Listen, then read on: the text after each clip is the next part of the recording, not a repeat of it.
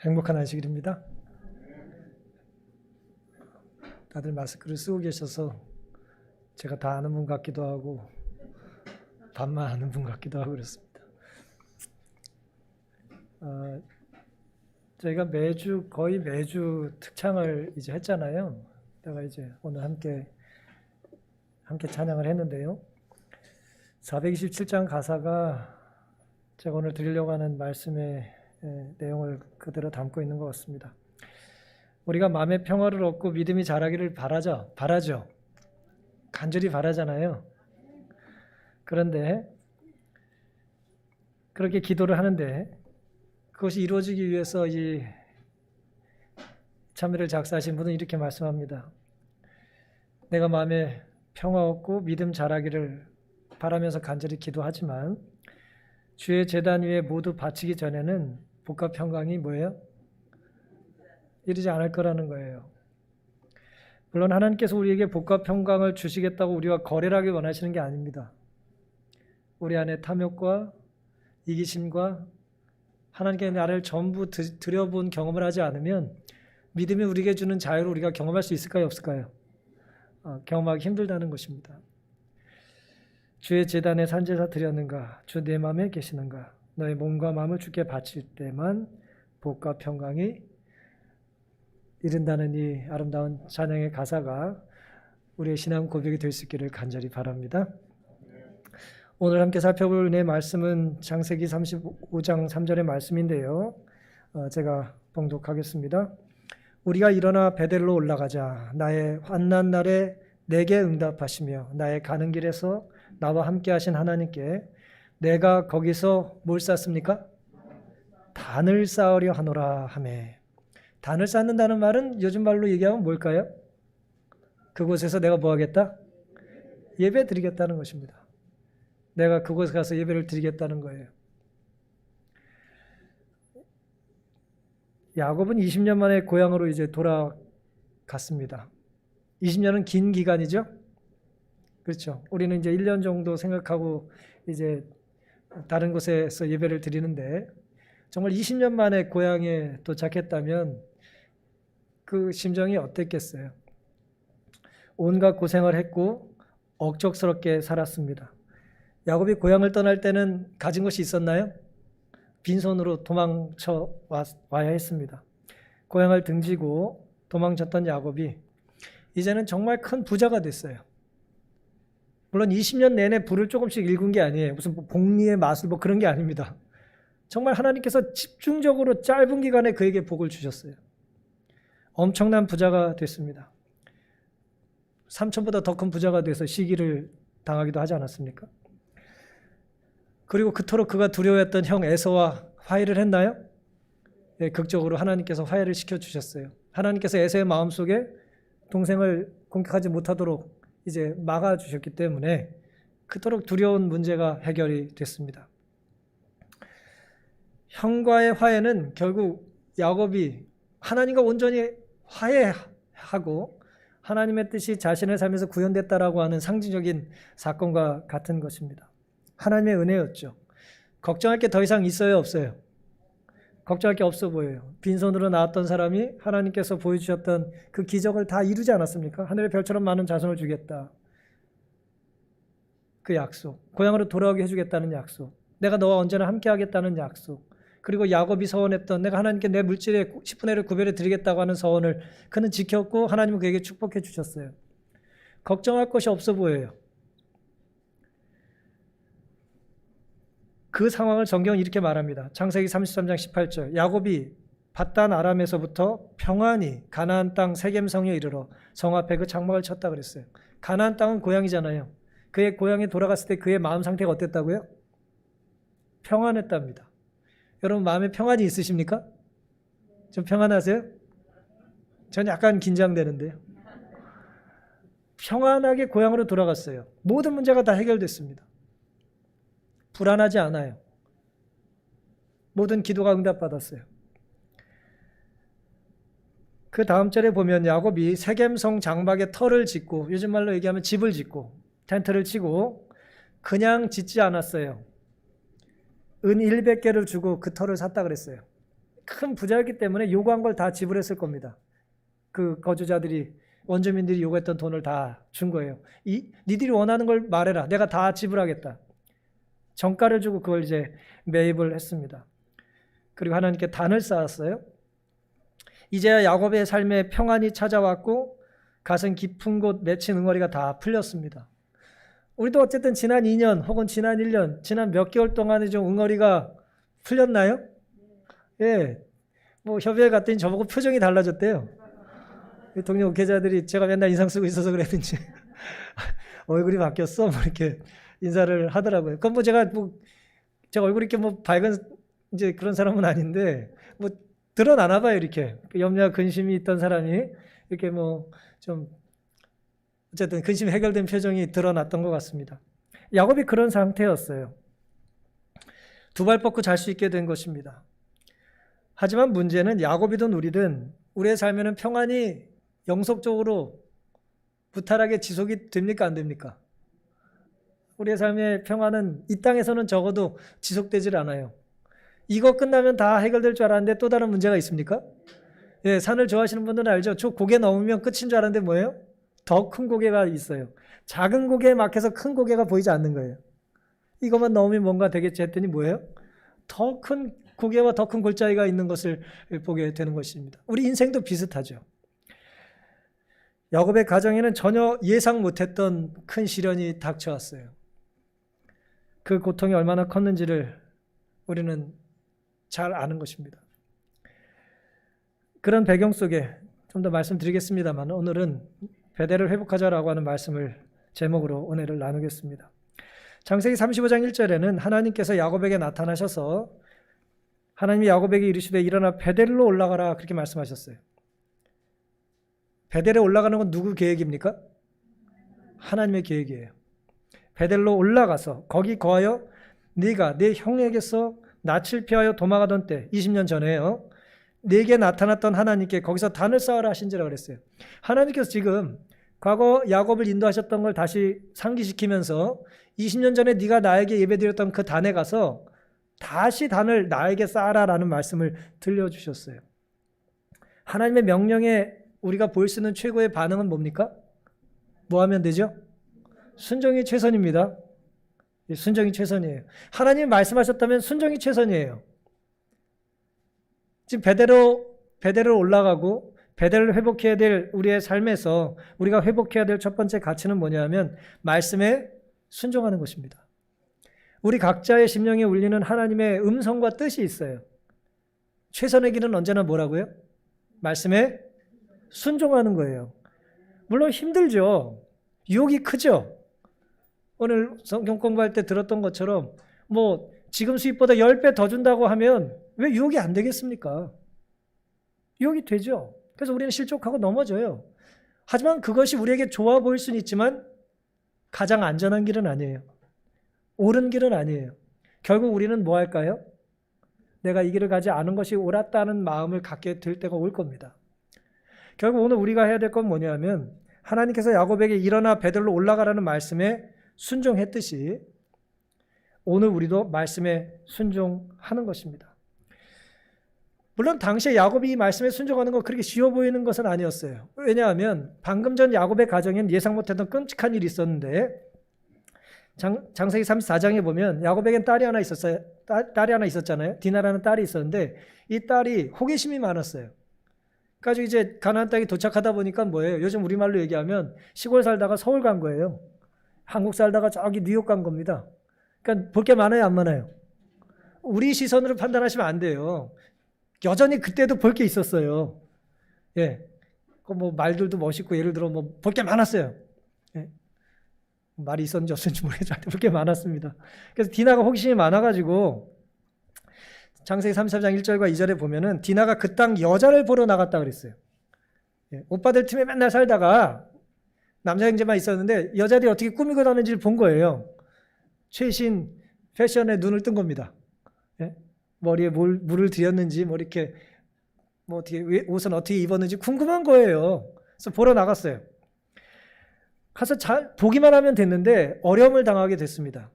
세겜이 그를 보고 끌어들여. 세겜은 지명이기도 하고 사람 이름이기도 한데요. 그 강력한 추장의 아들인 세겜이 이 야곱의 딸을 보고 한눈에 반했어요. 이 신사 같으면 한눈에 반하면 이렇게 데이트 좀 신청하고 뭐 이렇게 꽃도 좀 주고 그래야 되는데 이때 남자들은 아주 그냥 그러지 못했던 것 같습니다.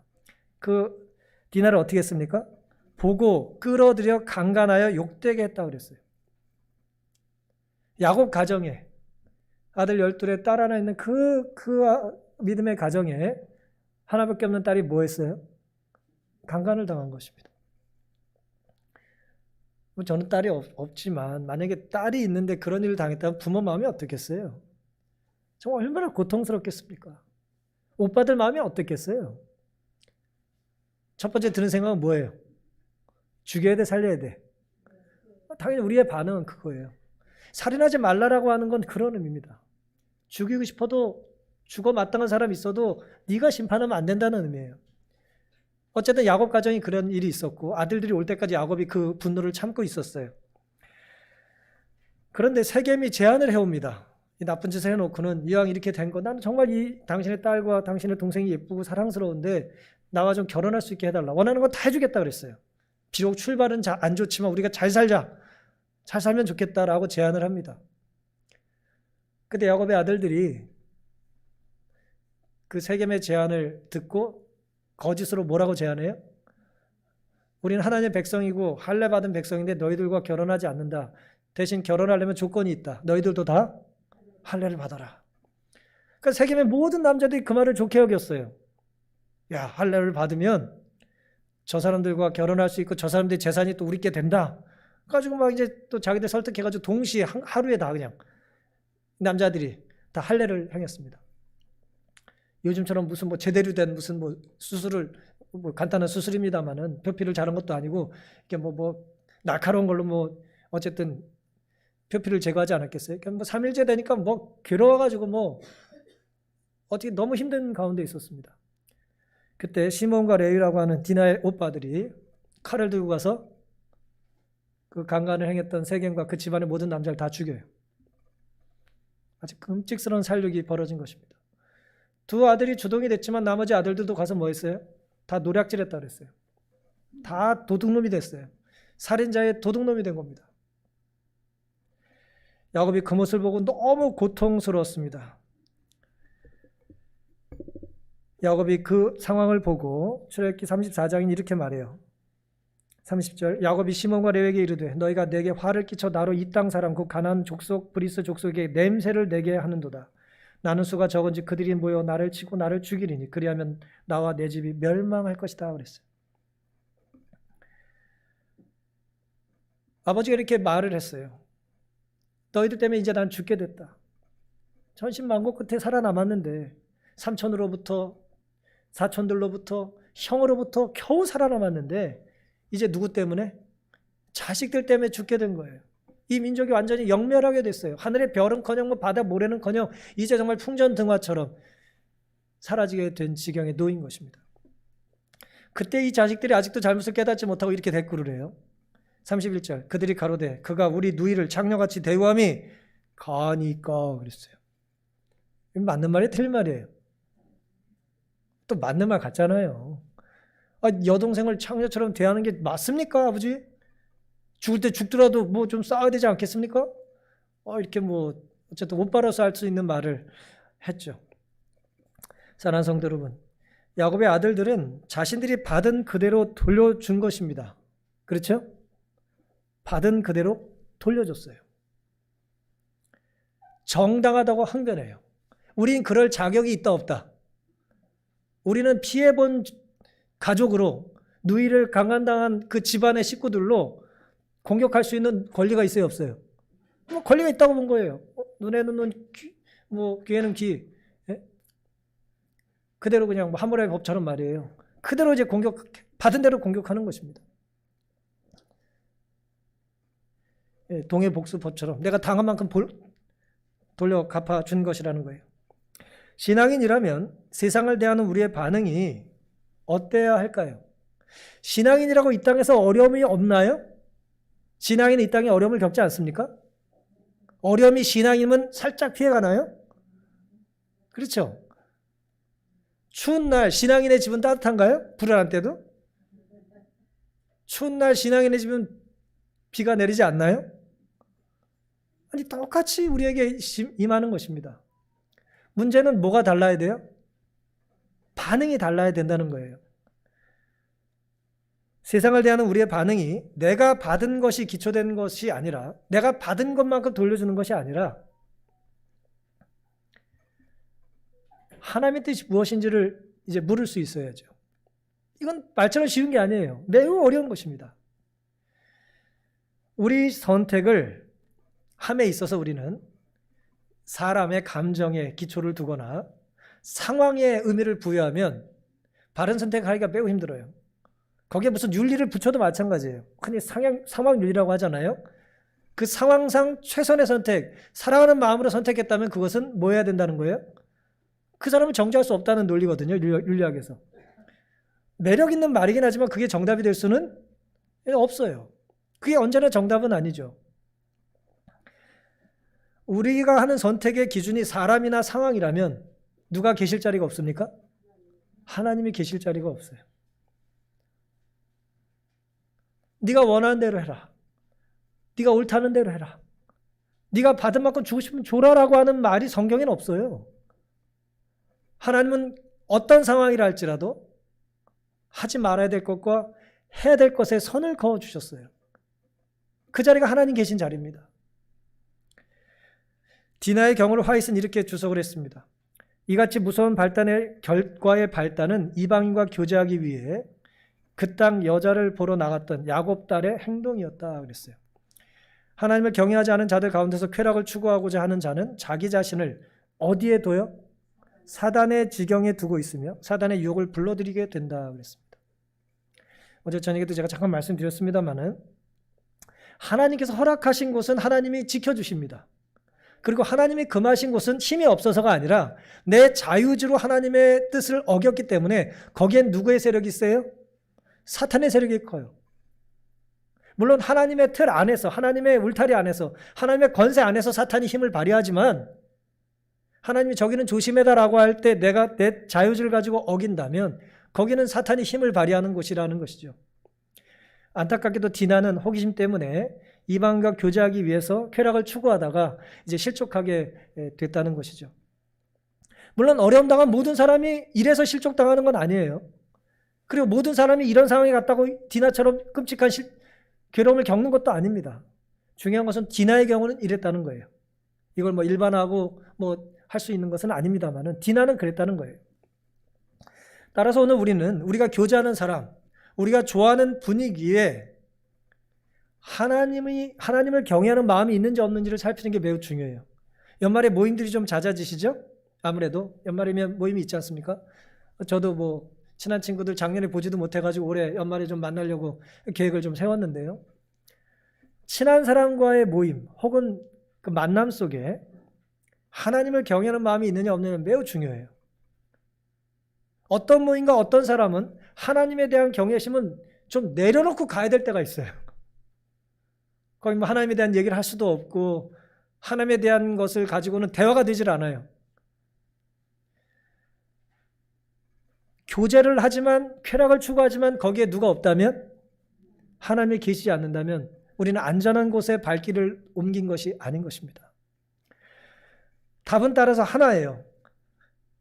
디나든 야곱의 가정이든 결국 이 가정에 생긴 문제의 근본적인 원인은 누굴 멀리했기 때문이에요? 하나님을 멀리했기 때문에 문제가 생겼고 하나님을 멀리했기 때문에 문제가 더 커졌어요. 따라서 이 문제를 해결하려면 어떻게 해야 합니까? 누구와 가까워져야 돼요? 하나님께로 가까이 가야 합니다. 우리 삶에 하나님과 분리된 것이 문제인데 그 문제를 해결하고 해야 더 멀어지면 문제는 더 커져야 작아져요. 문제는 우리가 어떻게 할 수 없을 만큼 커지는 거예요. 문제를 해결할 수 있는 방법은 여전히 뭐밖에 없어요? 하나님께로 돌아가는 것입니다. 하나님께로 돌아가는 건 딴 것이 아니에요. 하나님의 말씀에 순종하는 거예요. 그게 오늘 하나님께서 야곱에게 요구하시는 것입니다. 말씀대로 살지 못해 직면한 문제고 시련이니 말씀에 다시 한번 순종해 보아야 한다는 것이죠. 내 결정이나 내 필요나 상황이 내가 결정하는 데 있어서 나의 필요나 상황이 아니라 하나님의 말씀이 우선되는 기준이 될 수 있기를 간절히 바랍니다. 두 번째, 이제 베델을 회복하기 위해서 우리가 해야 될 건 뭐냐면은 3절에 보시면 야곱이 그 말을 듣고 하나님의 말씀을 듣고 즉각 이렇게 반응을 해요. 우리가 일어나 베델로 올라가자. 여기서 얘기하는 우린 누굽니까? 하나님은 야곱에게 말씀하셨는데 야곱은 지금 가족들에게 이야기하고 있는 거예요. 우리가 일어나 베델로 올라가자. 나의 환난 날에 내게 응답하시며 나의 가는 길에 나와 함께 하신 하나님께 내가 거기서 단을 쌓으리 하노라 그랬어요. 여러분, 우리가 가장이고 리더라면, 지도자라면 내가 경험한 하나님 때문에 내가 영향력을 행사하는 사람들에게 들려줄 이야기가 있어야 돼요. 하나님이 야곱에게 말씀하셨는데 야곱은 지금 누구에게 말하고 있어요? 가족들에게, 아내에게, 자식들에게 말하고 있잖아요. 내가 만난 하나님을 뭐 해야 한다고요? 들려줘야 되는 거예요. 그러니까 나의 이야기가 나에게로 끝나면 안 되고 나의 이야기가 누구의 이야기가 돼요? 우리의 이야기가 될 수 있어야 합니다. 장기동교회 이야기가 재림교회 이야기가 될 수 있어야 되고 시조에서 만든 책이 단순히 시조사의 무슨 그냥 잡지가 아니라 한국이라는 나라에 아름다운 복음을 전하기 위한 그런 일이 될 수 있도록 우린 큰 그림을 볼 수 있어야 되는 것입니다. 눈앞에 작은 이익 때문에 흔히 뭐 소탐 대신한다고 작은 이익 때문에 큰 걸 잃어버리는 만큼 어리석은 것이 없어요. 베델을 회복하려면 우리는 따라서 하나님은 여전히 답을 가지고 계시다는 것을 뭐 해야 합니까? 믿어야 합니다. 순종에 있어서 가장 위대한 순종의 표현은 믿음이에요. 그리고 가장 위대한 믿음의 표현은 또 순종이고 순종에 대한 우리의 반응은 믿음이어야 되는 것이죠. 믿음과 순종은 같이 가는 거예요. 믿는데 순종하지 않거나 순종하는데 믿음이 없다는 건 말이 되질 않아요. 난 사랑하지만 널 미워. 그 말이 안 되잖아요. 우리 안에 순종과 믿음은 같이 가는 것입니다. 내 모든 상황을 아시고 늘 최선의 길로 하나님은 우리를 인도해 주신다는 믿음과 확신이 우리에게 필요한 것입니다.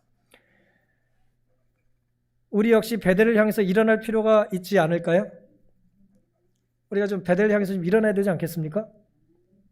뭐 다리에 좀 근육이 좀 없어서 힘이 들어도 우리 믿음의 도약은 있어야 되지 않겠습니까?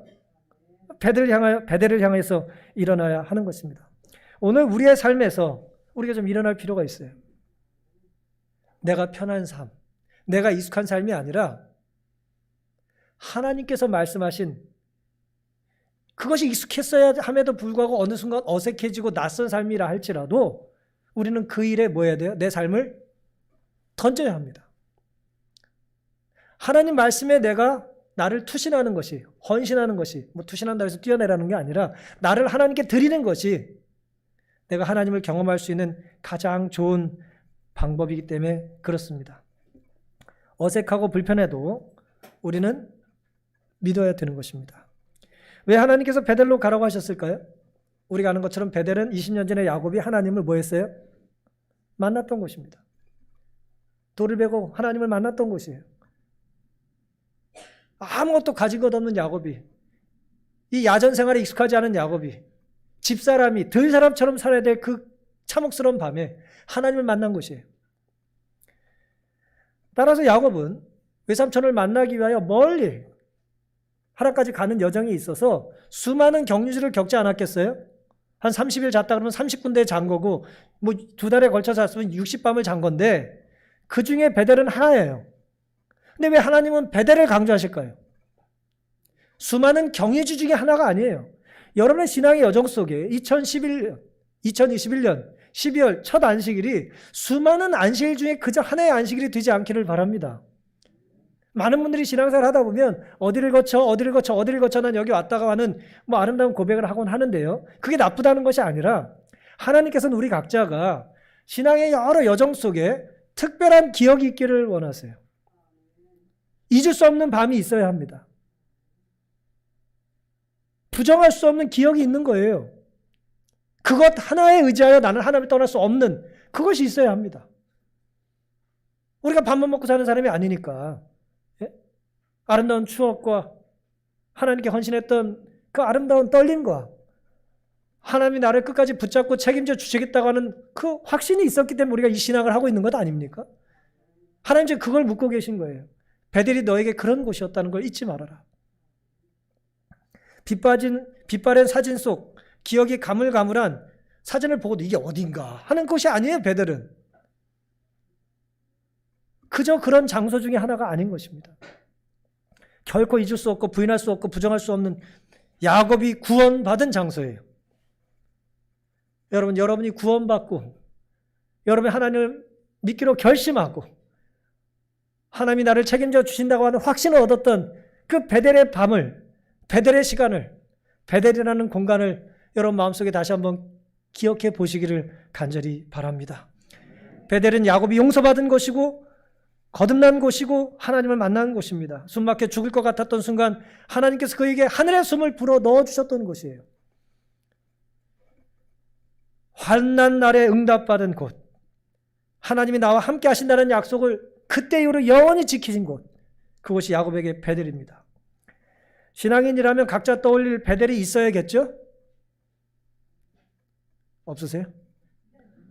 그럼 이곳에서의 예배가 여러분의 신앙 여정의 베델이 될 수 있기를 간절히 바랍니다. 지난 여러 달 우리에게도 하나님은 베델을 경험케 해주셨잖아요. 막힌 것 같고 보이지 않는 것 같고 정말 엎드려 눈물 흘려도 하나님이 우리의 눈물을 들으시는지 보시는지 모를 것 같은 때에 하나님은 극적으로 우리를 구원의 길로 인도해 주시지 않았습니까? 우린 그걸 잊고 살면 안 되는 것입니다. 따라서 오늘 우리가 야곱처럼 우리가 해야 될 것은 딱 한 가지예요. 베델에서 했던 일을 우리는 다시 베델을 회복하기 위해서 해야 될 게 딱 한 가지입니다. 그것은 뭘까요? 20년 전에 야곱은 베델에서 뭘 했어요? 야곱이 고통 중에 엎드려 있을 때에 여호와께서 그에게 남쪽으로 여행하여 베델로 가라고 지시하셨다 그랬어요. 이게 무슨 말씀이냐면 야곱은 20년 전에 베델에서 기도를 드렸어요. 정말 간절하게 기도를 드렸죠. 그리고 20년이 지나 정말 끔찍스러운 일을 겪었을 때 야곱은 다시 뭐예요? 베델로 돌아가라는 음성을 언제 들었어요? 그가 뭐 할 때? 기도 중에 들은 것입니다. 기도를 꼭 뭐 엎드려 할 필요는 없습니다만은, 예? 꼭 엎드려 기도할 필요는 없습니다만은, 우리가 걸을 때, 일할 때, 뭐 밥 먹을 때 기도 안 하는 사람이 엎드릴 리가 없어요. 엎드려서 기도하는 사람은 걸을 때도 기도하고 밥 먹을 때도 기도할 수 있지만, 그냥 밥 먹을 때만 기도하면 언제 엎드리겠습니까? 이 간절한 기도에 하나님께서는 응답하셨던 것이죠. 사랑하는 성도 여러분, 하나님을 믿는다는 것은 그저 절대자 하나님을 믿는다는 그냥 절대자가 있다. 그런 절대자가 있다고 하는 관념의 사유, 관념적 사유의 나열이 아니에요. 너는 어떤 신을 믿어? 넌 절대자가 있다는 걸 믿어? 그 절대자가 하나님이나 뭐 알라나 무슨 뭐 그런 거야? 그런 관념의 사유가 아니에요, 신앙은.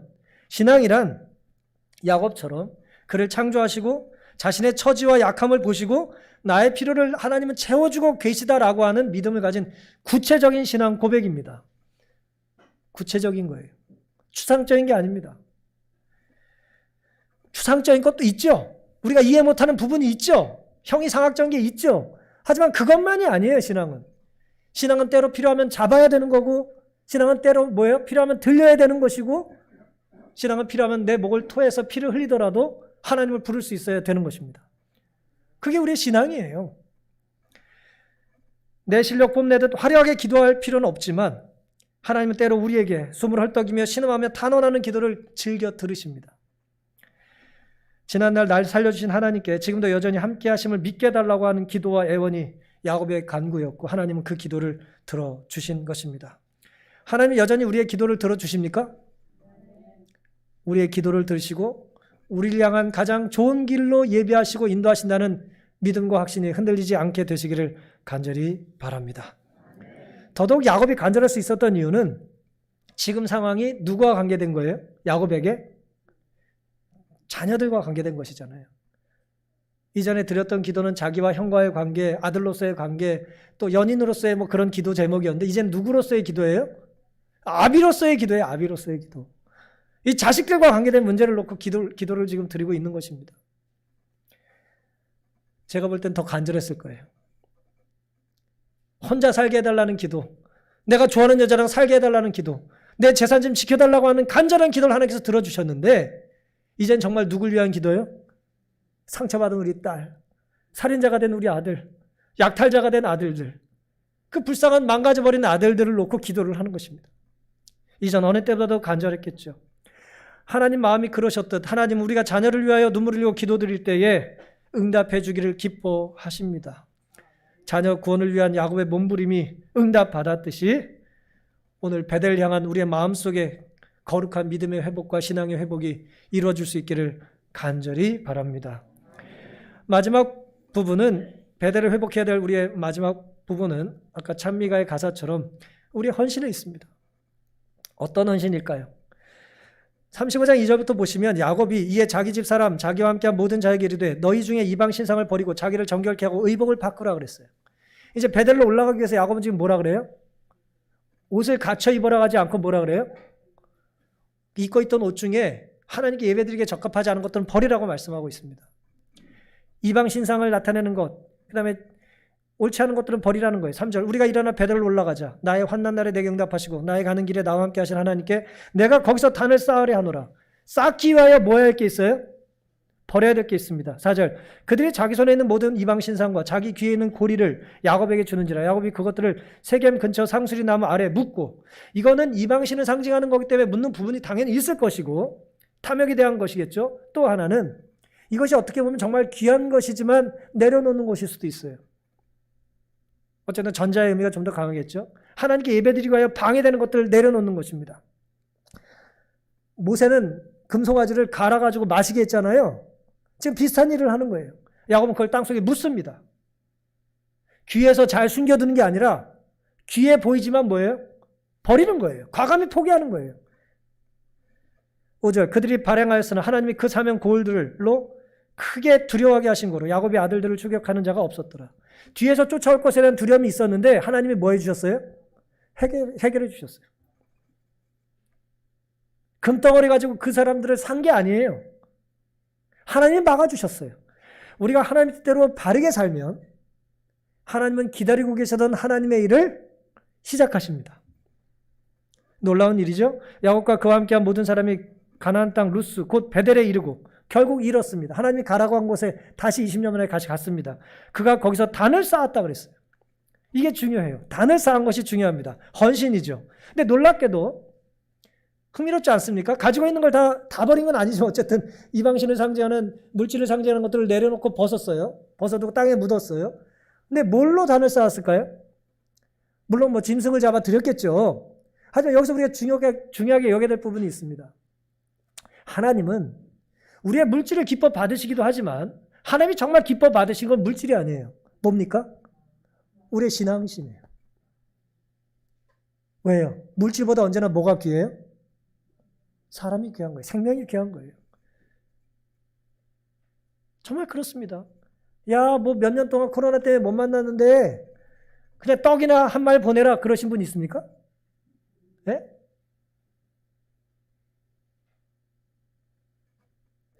그건 됐으니까 시간 날 때 보자. 뭐 그러는 건 아니에요. 하나님은 언제나 우리의 물질보다는 우리를 기뻐하십니다. 먼저 버려야 될 것이 있다는 걸 우리는 알아야 될 필요가 있습니다. 이건 큰 도전이죠. 이방 신상을 버리고 자기를 정결케 하려고 하는 마음으로 의복을 바꿔서 입어야 하는 것입니다. 야곱에게 베델은 자신을 드린 곳이지 장신구만 드리는 곳이 아니에요. 야, 이거 먹고 떨어져. 그런 게 아니에요, 신앙은. 하나님 무슨 거짓입니까? 하나님 우리를 원하세요, 우리를. 야곱에게 베델은 탐욕을 내려놓는 곳이지 보석의 일부만 구별해 드리는 곳이 아니에요. 하나님 전당포 사장이 아니에요. 야곱은 자녀들이 내놓은 각종 폐물을 나무에 묻고 상수리 나무에 묻고 돌아보지 않고 떠납니다. 신앙이란 이런 거예요. 때로 좋은 것이지만 하나님 앞에서는 불편한 게 있어요. 때로 나에게 도움이 되는 것이지만 하나님을 만나는 일에 섬기는 일에 방해가 되는 것이 있다는 걸 인정하는 것입니다. 과감한 결단이 우리에게 필요할까요? 필요한 것입니다. 우리는 어떤 마음으로 예배를 드려야 할까요? 어떤 마음으로 성전을 건축해야 할까요? 이게 다른 마음일까요? 우리의 예배 드리는 마음과 성전을 건축하는 마음이 다른 마음일까요? 같은 것입니다. 하나님은 우리가 교회로서의 모습, 모양을 혹은 교회로서의 태도를 그리스도인다운 삶을 살 수 있도록 기적적으로 우리에게 복을 주시지 않았습니까? 얼마나 감사합니까? 그러니 앞으로 우리의 삶도 그래야 되는 것이죠. 야곱이 바르게 살았을 때, 야곱의 아들들이 비록 불완전하고 부족해도 아버지 말에 순종했을 때에 그들은 구원을 받았습니다. 그들이 해결할 수 없는 문제를 하나님께서 해결해 주셨습니다. 우리의 영적인 삶도 이런 태도가 있게 되기를 간절히 바랍니다.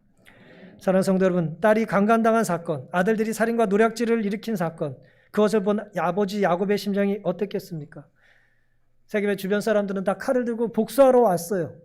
하지만 하나님께서는 그거를 해결해 주셨습니다. 지난 20년 동안 야곱은 악착같이 돈을 벌었고 정말 최선을 다하여 살았어요. 요즘 우리말로 얘기하면 스펙을 잘 쌓았고 인맥을 쌓고 정말 신용, 정직, 성실이라고 하는 그 자신의 이 네임밸류를 높이기 위해서 대단한 노력을 했어요. 신용, 얼마나 중요합니까? 믿을 만한 사람이다라는 말을 얻기 위해서 야곱이 정말 애를 많이 썼어요. 근데 한순간 아들들이 그 모든 걸 날려버린 거예요. 이 도둑놈들이라는 말을 듣게 한 거예요. 여러분, 우리가 살다 보면은 내가 최선을 다해 살았던 삶의 결과, 노력과 능력과 인맥과 실력과 각종 트로피가 내가 만들어낸 문제를 해결할 수 없을 때가 온다는 걸 경험하게 됩니다. 내가 살아온 삶을 가지고는 이 문제를 해결할 수 없어요. 내 실력을 가지고는 도저히 이걸 해결할 능력이 없는 거예요. 누구를 찾아가도 해결되지 않아요. 대통령이 나와 가장 친한 친구라 할지라도 나의 영적인 문제를 해결해 줄 수 없어요. 그분은 그분의 문제로 힘들어요.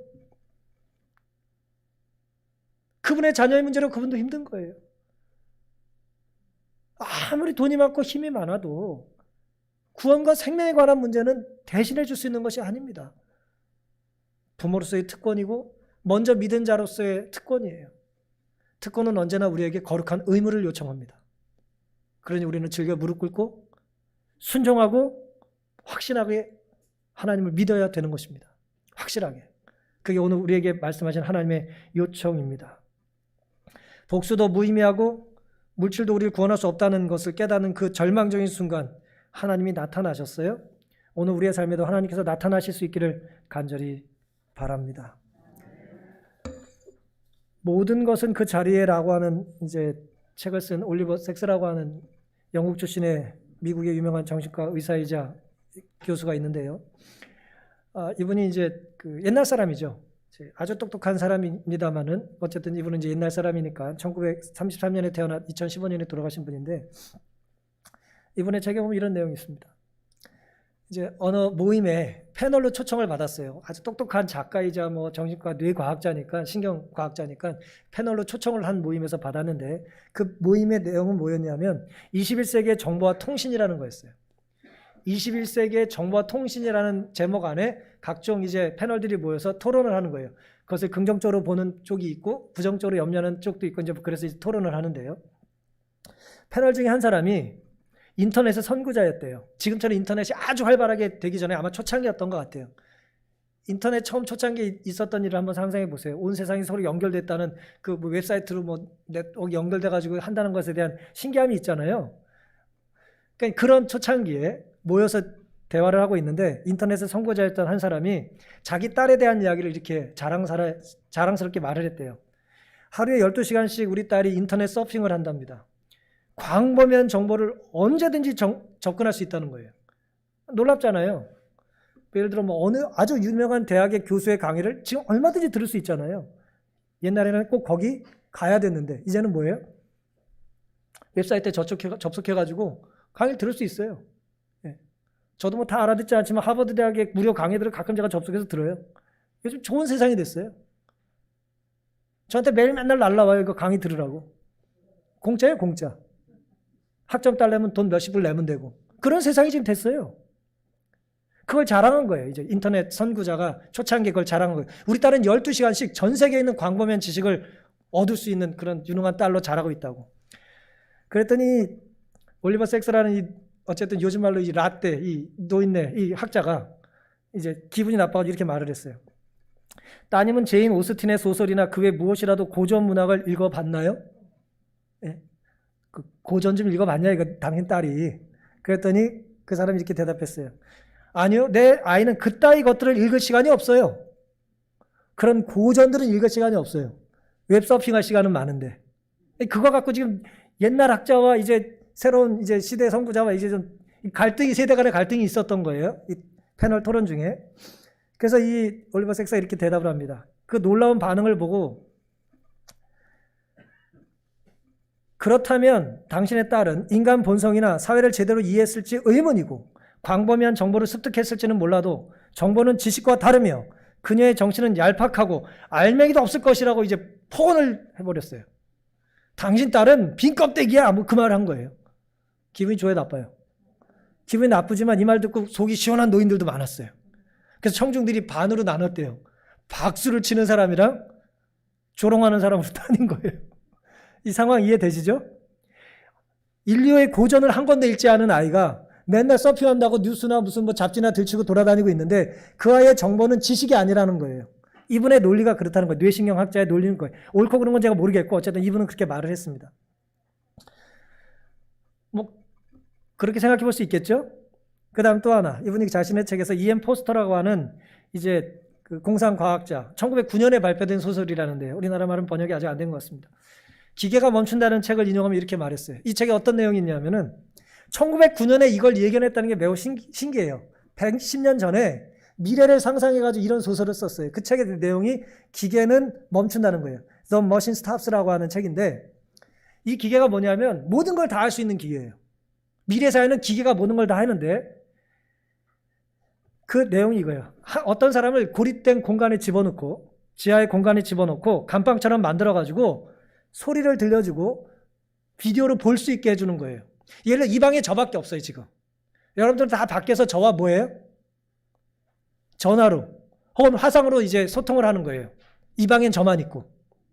이게 110년 전에 이런 상상을 했다는 게 신기롭지 않아요? 신기해요. 요즘은 이게 당연한 건데, 그러면서 온 세계를 다 그렇게 접속할 수 있는데 이 기계는 모든 편의를 다 제공해 준다는 거예요. 먹을 것도 주고, 예, 보여줄 거 다 보여주고, 들려주는 거 다 주는데 한 가지만 그만돼요. 그게 뭘까요? 딱 하나는 뭐냐면은 접촉만 못하게 한대요. 이 안에서 나만 살아야 돼요. 딴 사람이 못 들어와. 난 못 나가요. 그게 그 책의 내용이에요. 살고 싶어요? 살기 싫어요? 혼자 살고 싶을 때 잘 됐어요? 예? 100년 전에 이런 상상을 해서 책을 썼다는 게 너무 신기하지 않습니까? 그때 거기 이제 쿠노라고 하는 청년이 살다 이렇게 말을 해요. 그렇게 살다 나는 기계를 통하지 않고 어머니를 보고 싶어요. 어머니랑 맨날 대화는 할 수 있어요. 휴대폰으로. 요즘 우리말로. 얼굴도 보고 소리는 들을 수 있는데 뭐 하고 싶다고요? 난 직접 엄마를 보고 싶다고요.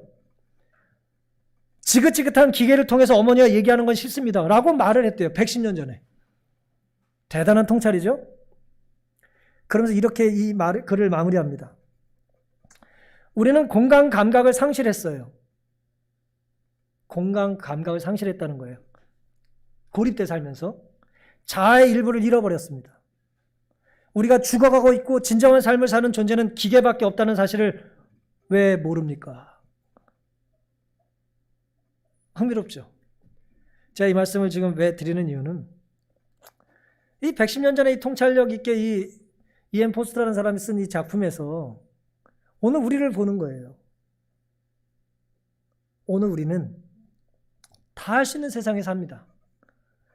그런데 이 사람은 접촉하기를 원했는데 우리는 접촉하기를 원하지 않아요.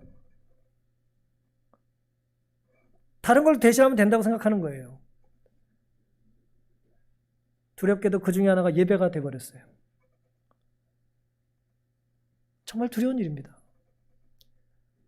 예배는 시청하는 것이 아니고 공연을 구경하는 게 아니잖아요. 내가 직접 연기자처럼 하나님 앞에 서는 경험이에요. 내가 하나님 앞에 서서 찬양하고 내가 무릎 꿇고 기도드리고 하나님을 붙잡는 경험이 예배죠.